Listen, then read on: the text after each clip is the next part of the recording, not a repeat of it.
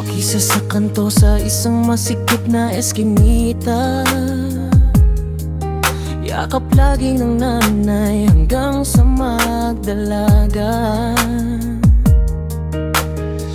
Walang yaman pero binusog sa mga aral.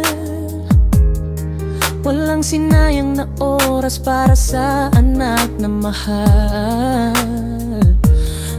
Nasa public school at laging top sa klase. Kahit luma ang bag at walang baon palagi. Sipag at tiyaga at walang kaarte-arte. Isang araw siya'y napaisip at napasabi, lahat ng to para sa'yo, mahal ko na ina.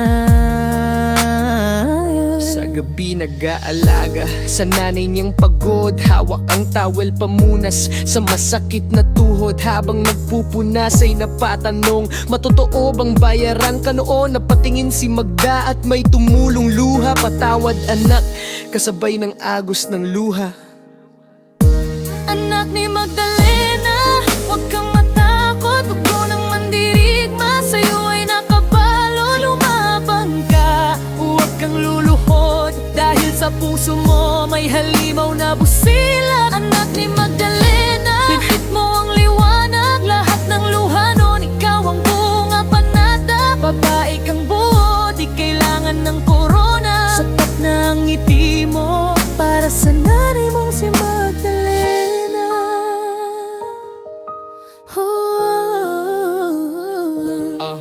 Kolehiyo na siya at may scholarship sa Maynila. Bitbit ang pangarap at baryang pang matrikula. Maraming humahanga at mga lalaking umaaligid, pero matalino, di madaling maligaw ang bibig.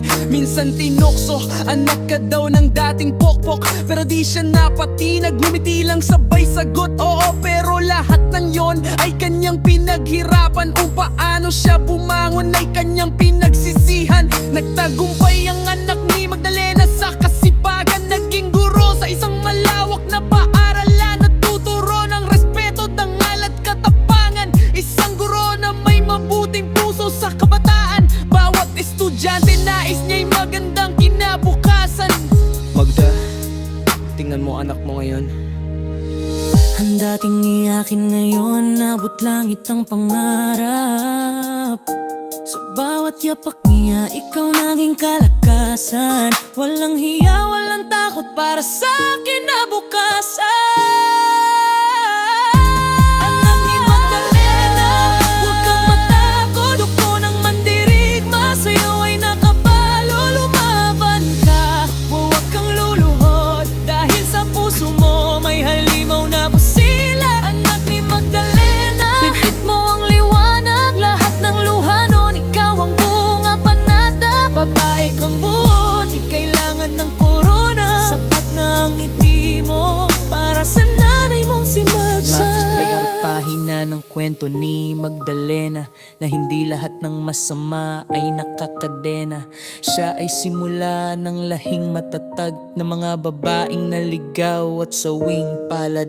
At ngayon, habang lumalakad ang kanyang anak sa kalsadang puno ng hamon at pangarap, may bulong sa hangin at tila kanta. Salamat sa lahat, nagmamahal anak mong si Elena.